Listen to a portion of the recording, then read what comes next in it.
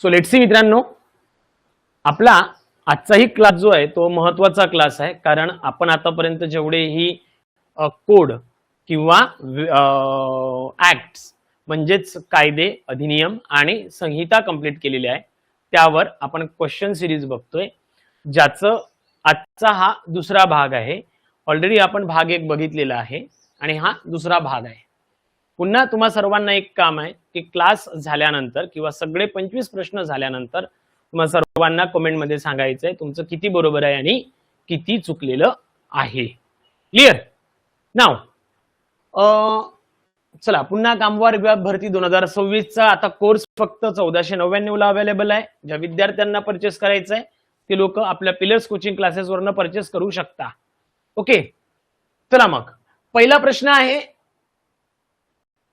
वेतन संहिता 2019 च्या कलम 6 अंतर्गत जर खालील घटकांची एकूण बेरीज एकूण मोबदल्याच्या 50% पेक्षा जास्त नसेल तर वेतनाच्या गणनेतून कोणता घटक प्रामुख्याने वगळला जातो? कोणता घटक प्रामुख्याने वगळला जातो?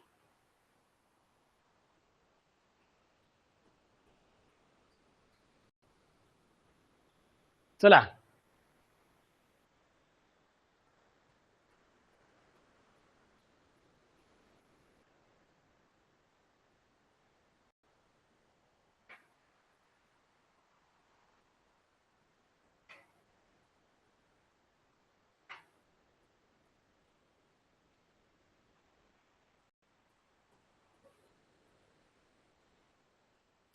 ओके, चला बरोबर आहे.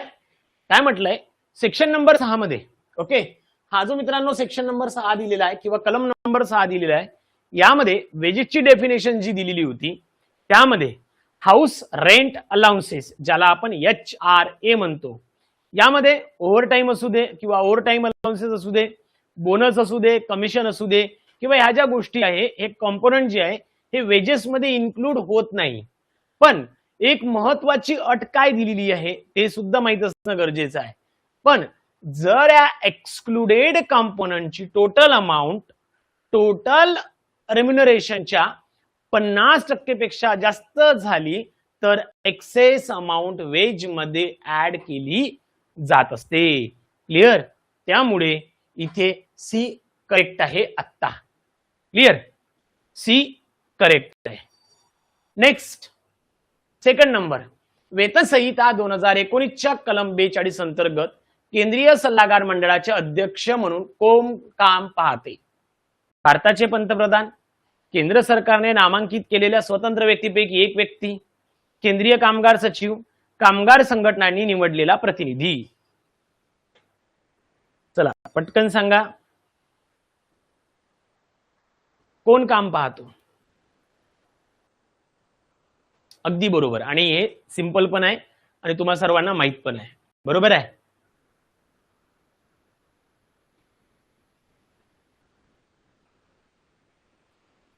चलो गुड. लक्षात ठेवायचंय सेंट्रल ऍडवायझरी बोर्ड मध्ये त्यामध्ये एम्प्लॉई म्हणजेच नियोक्ता जो असतो किंवा मालक असतील त्यांचे प्रतिनिधी, जे कर्मचारी आहे त्यांचे प्रतिनिधी, स्टेट गव्हर्नमेंटचे प्रतिनिधी, त्या म्हणजेच स्वतंत्र मेंबर्स त्यामध्ये असतात, आणि बोर्डचा जो चेअरमन असतो हा सेंट्रल गव्हर्नमेंटने नॉमिनेट केलेल्या इंडिपेंडंट मेंबर पैकी एक असतो. लक्षात आलं? त्यामुळे हा बी करेक्ट, इथे बी करेक्ट. नेक्स्ट 3, वेतन संहिता 2019 च्या कलम 18 नुसार एखाद्या कर्मचाऱ्याला किमान वेतन किंवा बोनस न मिळाल्यास प्राधिकरणाकडे दावा दाखल करण्यासाठी कमाल मुदत किती आहे? कमाल मुदत किती आहे? चला पटकन सांगा. 1 वर्ष, 3 वर्ष, 5 वर्ष, 6 महिने, किती आहे? चला क्वेश्चन नंबर 3 ला काय करेक्ट येतं पटकन सांगा. आणि सेक्शन नंबर 18 च्या रिगार्डिंग हा प्रश्न आहे, त्यामुळं बरोबर सांगा.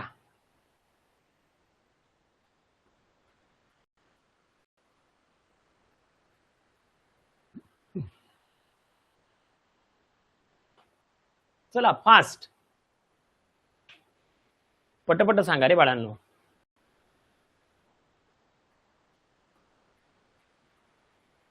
स्वप्नील इंगोले चुकलेला आहे. सोहेल पटेल आन्सर चुकलेला आहे. चला ठीक आहे.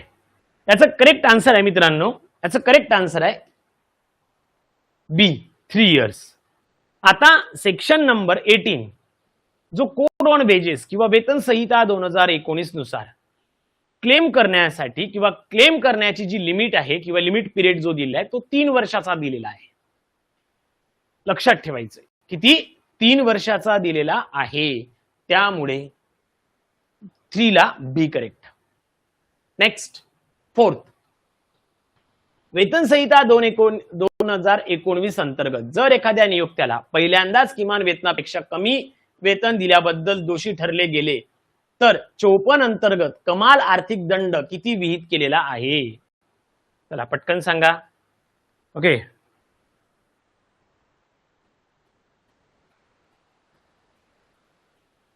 माझ्याकडनं चुकीचे ऑप्शन क्लिक झाले. ओके, इथे क्लिक झालं ठीक आहे, तिथे क्लिक झालं तर बोंबललं. बरोबर आहे की नाही? इथे चूक दुरुस्त करता येईल, तिथे चूक दुरुस्त होणार नाही मित्रांनो. प्रिया चुकलंय, बाकीच्यांचे बरोबर आहे. चला 4 4 4 4 4 क्वेश्चन नंबर 4 आशिष चुकलंय.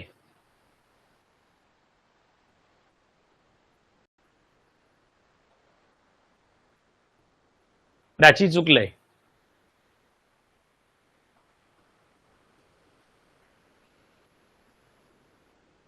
ओके चला मग किती आहे? 50,000 रुपये.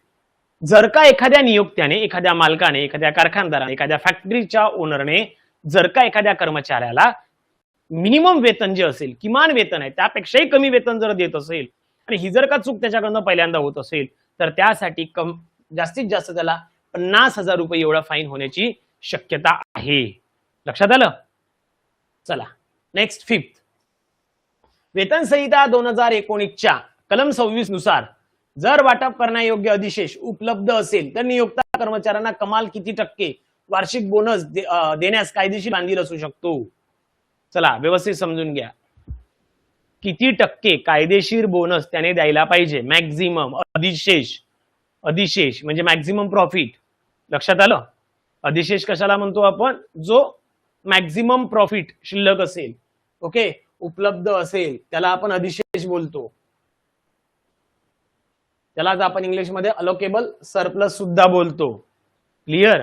तर त्या केसमध्ये त्याने किती द्यायला पाहिजे? अगदी बरोबर आहे, किती 20% एवढं द्यायला पाहिजे जर का अधिशेष शिल्लक असेल तर. जर का अधिशेष शिल्लक असेल, आणि अधिशेष म्हणजे काय? प्रॉफिट. पण हे प्रॉफिट कसं काढलं जातं? त्यामध्ये घसारा, काही टॅक्स आणि काही गव्हर्नमेंटला देणारा फंड हे मायनस करून जी रक्कम उरते त्याला आपण प्रॉफिट बोलतो.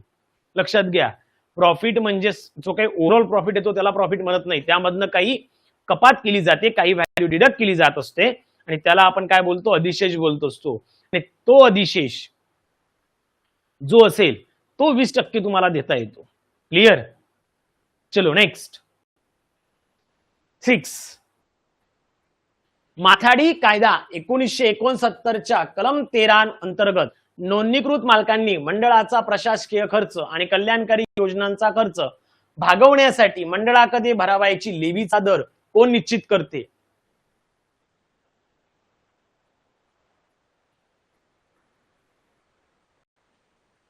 चला पटकन सांगा. राज्य कामगार आयुक्त, माथाडी कामगार मंडळ, राज्य वित्त विभाग, नोंदणीकृत कामगार संघटना.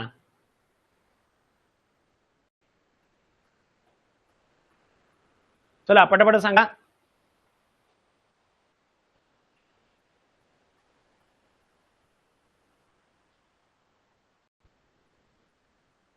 चला अगदी बरोबर आहे, अगदी बरोबर आहे. 6 ला बी करेक्ट. माथाडी कामगार मंडळ बरोबर. माथाडी बोर्ड वर्करच्या वेलफेअर स्कीम आणि ऍडमिनिस्ट्रेटिव्ह एक्सपेन्सेस साठी जो फंड कलेक्ट करतात, हा फंड उभारण्यासाठी जे काही चार्जेस फिक्स केले जातात, जे काही चार्जेस आकारले जातात आणि त्याचा पर्सेंटेज जे आहे हे माथाडी बोर्ड ठरवते. लक्षात ठेवायचं आहे, म्हणून बी करेक्ट. चला 7वा माथाडी कामगार कायदा 1969च्या कलम 7 अंतर्गत जर राज्य सरकारचे असमत झाले की एखादे मंडळ आपले कर्तव्य बजावण्यास असमर्थ आहे तर सरकार एका वेळी जास्तीत जास्त किती कालावधीसाठी ते मंडळ बरखास्त करू शकते? 6 महिने, 1 वर्ष, 2 वर्ष, 3 वर्ष. चला, किती दिवसासाठी ते मंडळ बरखास्त केलं जातं? म्हणजे ते बरखास्त केल्यानंतर लगेच त्याची पुनर्स्थापना होणं गरजेचं आहे. त्याचा जो कालावधी दिलेला आहे तो किती दिवसाचा दिलेला आहे?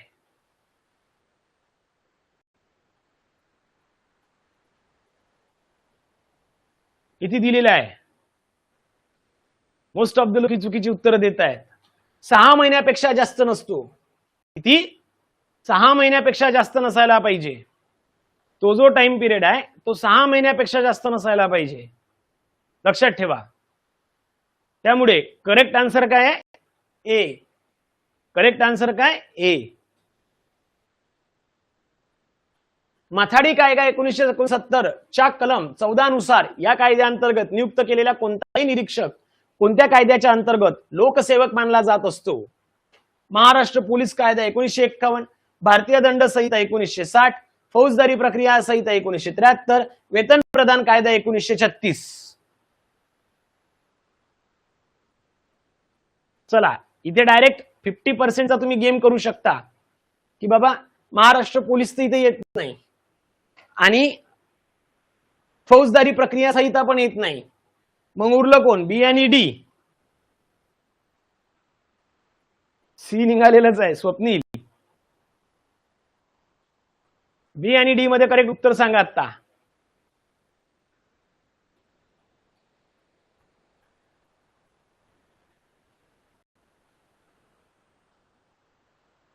लोकसेवक कोणत्या कायद्याच्या अंतर्गत मानला जात असतो? तर हा लक्षात घ्या, इंडियन पिनल कोड 1860 भारतीय दंड संहिता जी आहे 1860 च्या अंतर्गत त्याला लोकसेवक असं मानलं जात असते. क्लिअर? लक्षात असू द्या, हे प्रश्न खूप महत्वाचे आहे. नेक्स्ट 9. माथाडी कायदा 1969 च्या कलम 17 नुसार जर नियोक्त्याकडून देय असलेली कोणतीही रक्कम किंवा लेवी थकबाकी राहिली तर ती प्राधिकरणाकडे कोणत्या पद्धतीने वसूल केली जाते? जमीन महसूल थकबाकीप्रमाणे, नियोक्त्याची निवासी मालमत्ता विकून, 5 वर्षाची दिवाणी कारावासाद्वारे किंवा कामगारांची वैयक्तिक बँक खाती गोठवून. तर आधीच आपल्याला माहित आहे की मोस्ट ऑफ द याच्यात सगळ्याच्या याच्यात काय आहे तर जर का आणि कोणामार्फत असं जर विचारलं तर काय येईल रे? चला, अगदी बरोबर आहे. याचं उत्तर करेक्ट दिलंय. ऍज अ लँड रेव्हेन्यू म्हणून. बरोबर आहे. आणि जर प्रश्न असा असता की कोणामार्फत वसूल केली जाईल तर उत्तर काय असतं? कोणामार्फत जर का असतं तर उत्तर काय राहिलं असतं तुमचं?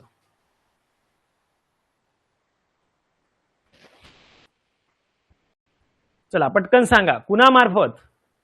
राज्य सरकार. ओके, योगेश म्हणतो राज्य सरकार.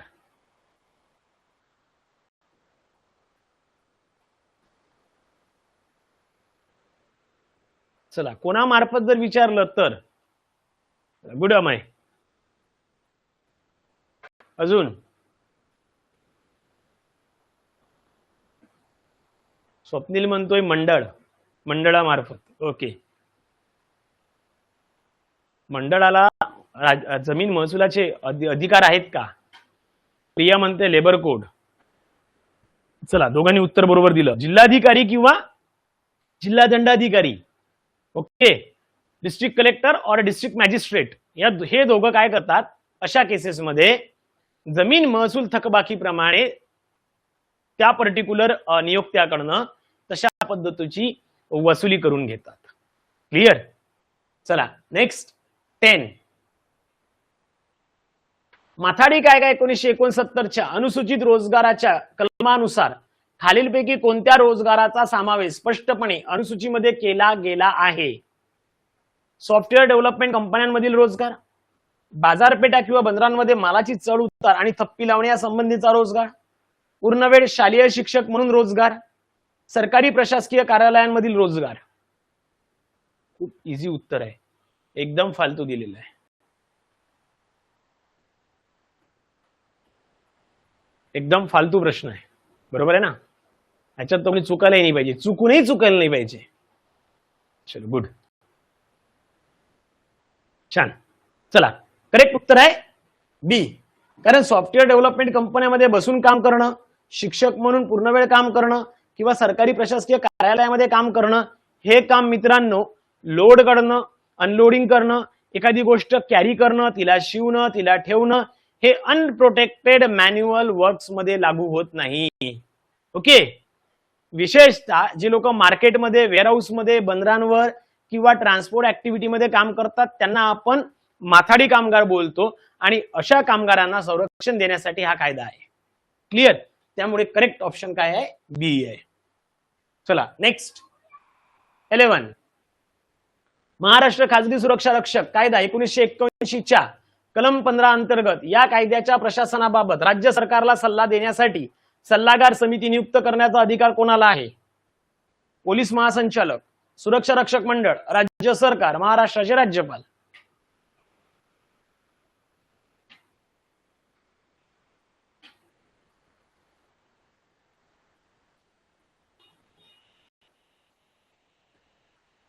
चलो गुड, सिंपल होता, बरोबर आहे, राज्य सरकार. क्लिअर? हे अधिकार कोणाकडे असते? राज्य सरकारकडे. चलो नेक्स्ट 12. या कायद्याच्या कलम 2 मधील व्याख्येनुसार खासगी सुरक्षा रक्षक या संधीमध्ये खालीलपैकी कोणत्या श्रेणीचा समावेश होत नाही? होत नाही. लक्षात घ्या, सुरक्षा मंडळामार्फत तैनात केलेले रक्षक, आस्थापनेने थेट दैनिक वेतनावर ठेवलेला पर्यवेक्षक, केंद्र सरकारचे सशस्त्र दल किंवा राज्य पोलिसांचे सदस्य, क्लिअरिंग आणि फॉरवर्डिंग सुरक्षा एजंट. प्रश्न 12.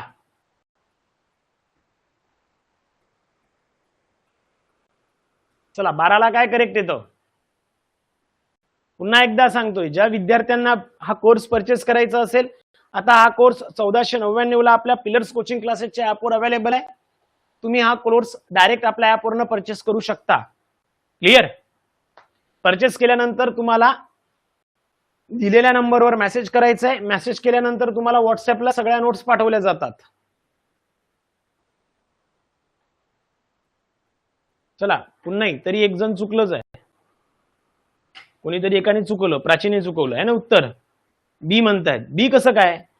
केंद्र सरकारचे सशस्त्र आणि किंवा राज्य पोलिसांचे सदस्य जे असतात हे कधीच खासगी सुरक्षा रक्षकांमध्ये येत नाही. त्यांची गणती ही खासगी सुरक्षा रक्षकांमध्ये येत नाही. क्लिअर? त्यामुळं सी करेक्ट येणार. क्लिअर? त्यामुळं सी करेक्ट येणार.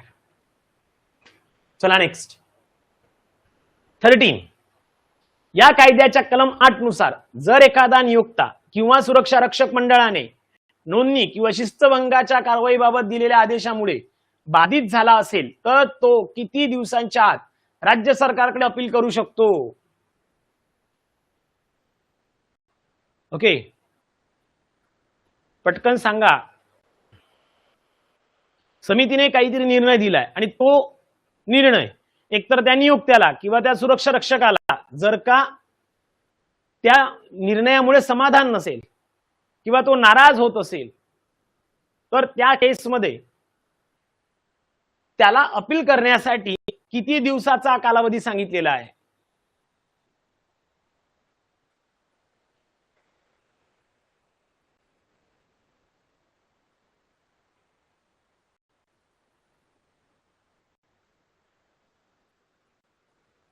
चला फास्ट आहे.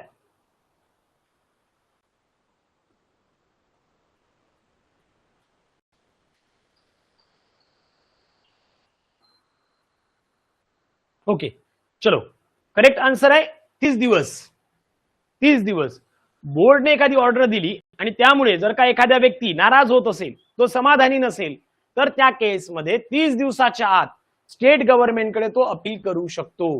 म्हणजे अपील पिरियड जो दिलेला आहे तो किती दिवसाचा दिलेला आहे? 30 दिवसाचा. किती दिवसाचा? 30 दिवसाचा.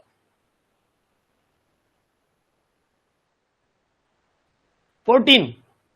खासगी सुरक्षा रक्षक कायदा 1981च्या कलम 15 अंतर्गत स्थापन केलेल्या सल्लागार समितीबाबत कोणता विशिष्ट रचनेचा नियम बंधनकारक आहे?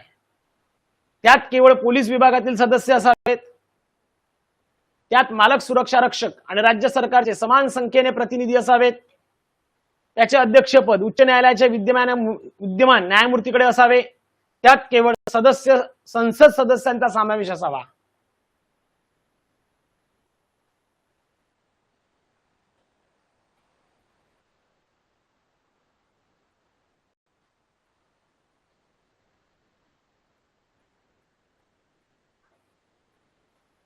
ओके, थोडं इथे ऑप्शन्स मध्ये थोडं चेंज करणं गरजेचं होतं.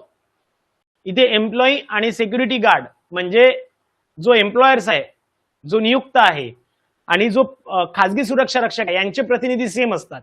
क्लिअर? आणि ही सुद्धा आपण काय म्हणतो, इक्वल रिप्रेझेंटेशन शो करणार एक मंडळ आहे. एक लक्षात घ्या, 3 घटकांचा यामध्ये सुद्धा समावेश केला जातो, म्हणून याला त्रिपक्षीय सुद्धा बोलतात. लक्षात आलं? म्हणून इथे बी करेक्ट. हा, राज्य सरकारचे समान नसतात, यांचे 1/3 असतात. जर एखाद्या मुख्य नियोक्त्याने माहिती असूनही प्रतिबंधित कंत्राटदारामार्फत अनोंदणीकृत खासगी सुरक्षा रक्षकाला कामावर ठेवले तर त्या कायद्याच्या दंडात्मक तरतुदीनुसार जास्तीत जास्त किती दंड आकारला जाऊ शकतो?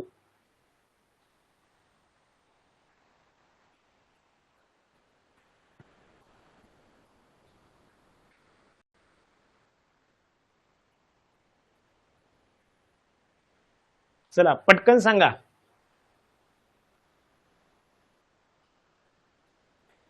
किती दंड हा आकारला जाऊ शकतो?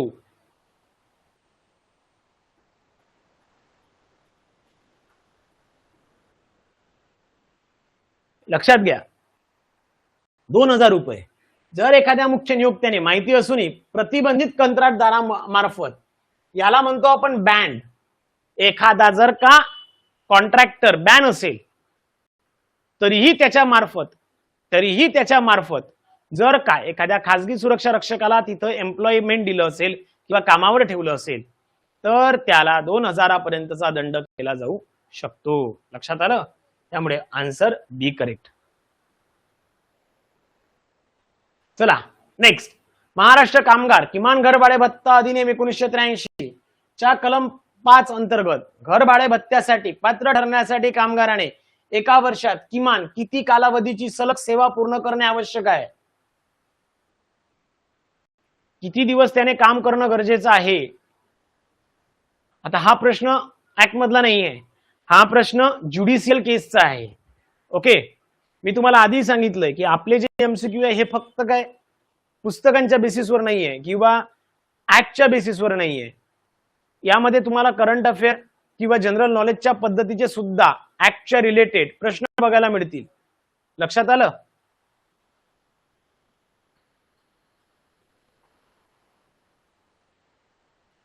आता यामध्ये तुम्ही कन्फ्युज असाल तर एक लक्षात घ्या, 180 दिवस त्या वर्षात त्या व्यक्तीने किमान काम करणं गरजेचं आहे. आता यामध्ये काय, कलम 5 अंतर्गत घरभाडे भत्त्यासाठी पात्र ठरण्यासाठी, आता घरभाडा भत्ता भेटायला पाहिजे की नाही हे जर का त्याला पात्र ठरायचं असेल तर त्या व्यक्तीने किंवा त्या पर्टिक्युलर कामगाराने कमीत कमी 180 दिवस, वर्षाच्या 365 पैकी 180 दिवस काम करणं गरजेचं आहे. त्यानंतरच तो व्यक्ती घरभाडे भत्ता मिळण्यासाठी पात्र ठरत असतो. Clear? C correct.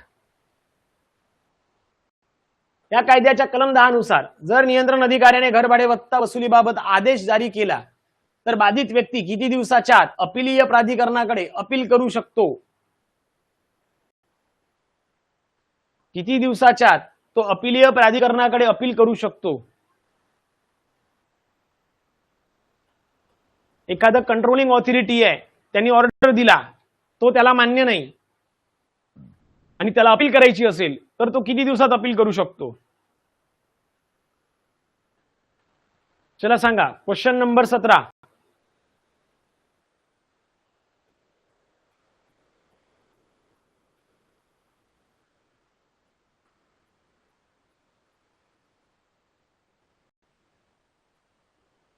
Good Sohail.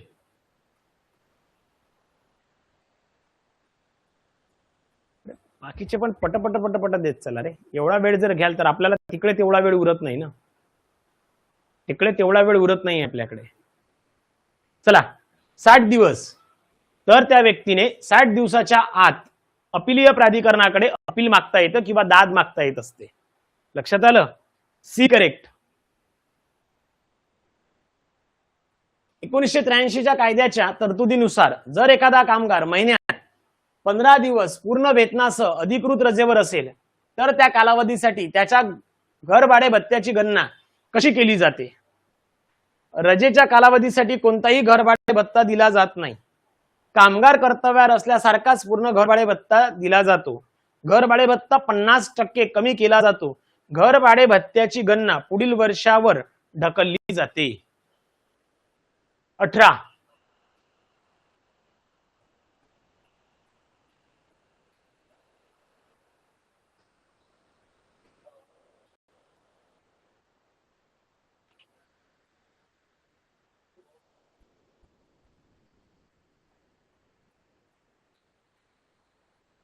चला क्लिअर आहे? इथे बरेचसे लोक कन्फ्युज आहेत. जर का एखादा कामगार क्लिअर त्यांनी काय सांगितलंय, 15 दिवस पूर्ण वेतनासह अधिकृत रजेवर असेल, अधिकृत रजेवर आहे, वेतनासह, वेतना विना नाहीये, वेतनासह, बरोबर आहे. त्या केसमध्ये त्याला भत्ताही पूर्णच मिळाला पाहिजे. म्हणून कामगार कर्तव्यात असल्यासारखाच पूर्ण घरभाडे भत्ता दिला जातो. म्हणून बी करेक्ट. लक्षात आलं? बी करेक्ट. 19. या कायद्याचे कलम 7 निरीक्षकांच्या अधिकारांशी संबंधित आहे.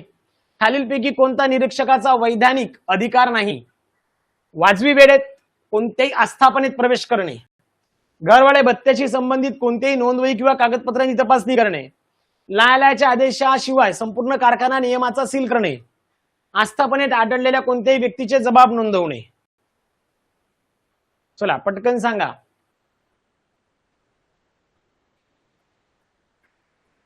निरीक्षक कोणतं खालीलपैकी कोणतं काम करू शकत नाही, त्याचा अधिकार नाही किंवा त्याला तशा पद्धतीने करता येणार नाही? चलो गुड.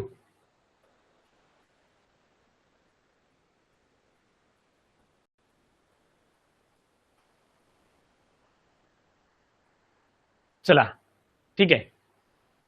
तर निरीक्षकाला न्यायालयाच्या आदेशाविरुद्ध संपूर्ण कारखाना कायमचा सील करता येत नाही. लक्षात घ्या, त्याला कायमचा सील करता येणार नाही. क्लिअर? So C correct. 20. या कायद्याअंतर्गत एखादी व्यक्ती कामगार आहे की नाही असा प्रश्न निर्माण झाल्यास हे प्रकरण नियंत्रण अधिकाऱ्याकडे पाठवले जाते. हा कायदा प्रामुख्याने कोणत्या कायद्यातील कामगारांची व्याख्या स्वीकारतो?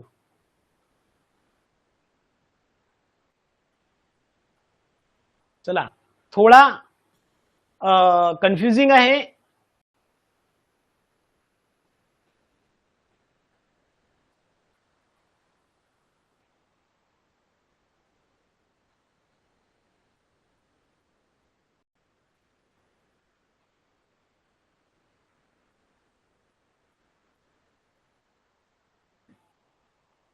बरोबर आहे. आता जर का एखाद्या केसमध्ये जर का बघितलं आपण की हा व्यक्ती कामगार आहे की नाही किंवा तो कंपनीत काम करू शकतो की नाही, याला आपण काय बोलतो? इंडस्ट्रियल डिस्प्यूट, औद्योगिक वाद असं म्हणतो. आणि हा औद्योगिक वाद कसा सॉल्व्ह केला जातो? तर हा औद्योगिक विवाद कायदा 1947 इंडस्ट्रियल डिस्प्यूट ऍक्ट 1947 च्या अंतर्गत याला सॉल्व्ह केलं जातं. म्हणून 20 ला ए करेक्ट. बाल आणि किशोरवयीन कामगार कायदा 1986च्या कलम 5 अंतर्गत घातक व्यवसायांच्या यादीमध्ये नवीन व्यवसायांचा समावेश करण्याबाबत सल्ला देण्यासाठी बाल कामगार तांत्रिक सल्लागार समिती कोण स्थापन करते?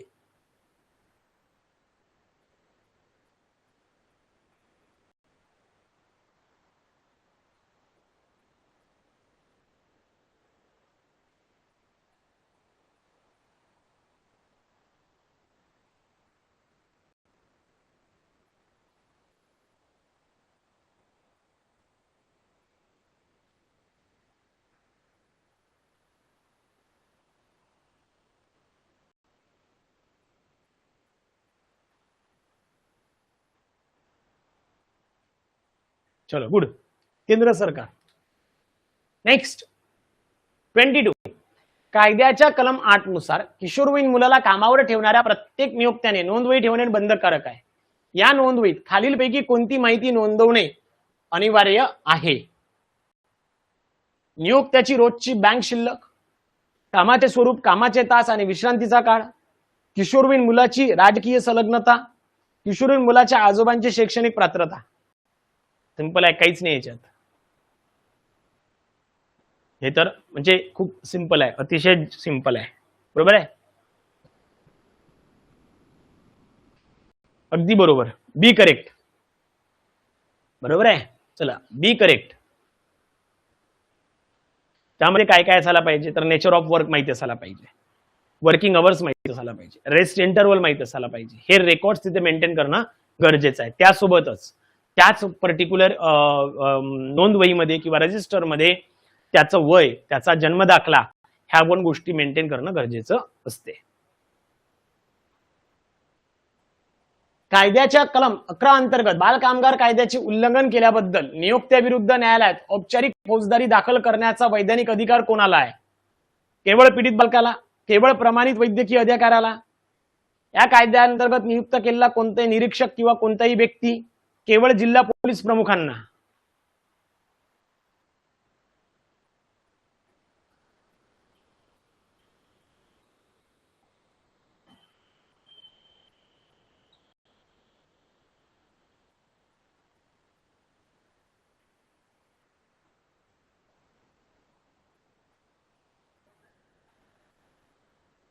चलो गुड, सी करेक्ट आहे. काय होतं की प्रोसिक्युशन सुरू करण्यासाठी फक्त इन्स्पेक्टरच नाही, तर या कायद्याच्या अंतर्गत कोणताही व्यक्ती, कोणतीही एनजीओ कंप्लेंट फाईल करू शकते. ओके, आणि हे का बरं? तर बाल कामगार पद्धत आहे ते थांबवण्यासाठी हा अधिकार सगळ्यांना दिलेला आहे. कायद्याच्या कलम 7 नुसार किशोरवयीन मुलाला रात्रीच्या कोणत्या विशिष्ट वेळेत कोणत्याही आस्थापनेत काम करण्यास सांगता येणार नाही किंवा परवानगी दिली जाणार नाही. चला 24,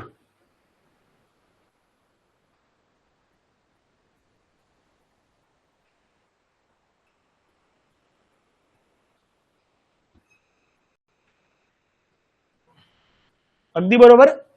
रात्री 7 ते सकाळी 8 पर्यंत कोणत्याही किशोरवयीन मुलाला किंवा बाल कामगाराला कोणत्याही आस्थापनेत, कारखान्यात, कुठेही काम करण्यास सक्त मनाई आहे. Clear. And the last question, सुधारित कायद्याच्या कलम 14B अंतर्गत प्रत्येक जिल्ह्यात बाल आणि किशोरवयीन कामगार पुनर्वसन निधी स्थापन केला जातो. नियोक्त्याकडून दंडाच्या स्वरूपात वसूल केलेली प्रति बालक किशोरवयीन किती रक्कम या निधीत जमा करणे बंधनकारक आहे? हा प्रश्न आपल्या त्याही एमसीक्यू मध्ये झालेला होता. मी तुम्हाला सांगितलं होतं, यात सरकार पण जमा करतं आणि तो जो नियोक्ता आहे तोही जमा करतो.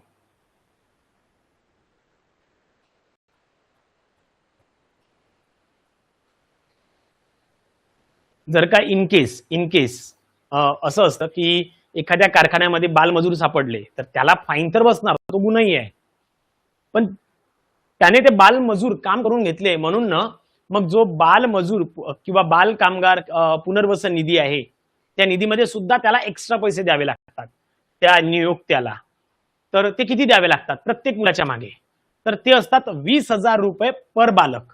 ओके, जर मालमजुरी आढळली तर एम्प्लॉयर कडून प्रति बालक, प्रति एक व्यक्ती 20,000 रुपये एवढ्या रक्कम घेतली जाते. आणि ही रक्कम जो काही किशोरवयीन कामगार पुनर्वसन जो आहे किंवा बाल आणि किशोरवयीन कामगार पुनर्वसन निधी आहे यामध्ये ती निधी जमा केली जाते. क्लिअर. म्हणून C correct. Clear. I hope so आपल्या प्रश्नांची लेवल जी आहे ती अतिशय वेगळ्या पद्धतीची आहे. बरेचसे प्रश्न तुम्हाला एक लक्षात येईल की हे कॉपी पेस्ट नाही, कुठूनच काढलेले नाही, पण जुने जे पेपर जर तुम्ही काही बघितले, फक्त काय कामगार विभाग भरतीचे नाही पण या ऍक्टच्या रिलेटेडचे सगळे जुने पेपर आपल्याकडे अवेलेबल आहे, त्यामधनं एक एक प्रश्न काढून आपण ह्या प्रश्न तुमच्यासाठी आणतोय. क्लिअर. चला मग आजच्यासाठी थांबतोय. तुमचे किती करेक्ट आले ते आता तुम्हाला कॉमेंटमध्ये सांगायचंय. ठीक आहे. चलो थँक्यू गाईज.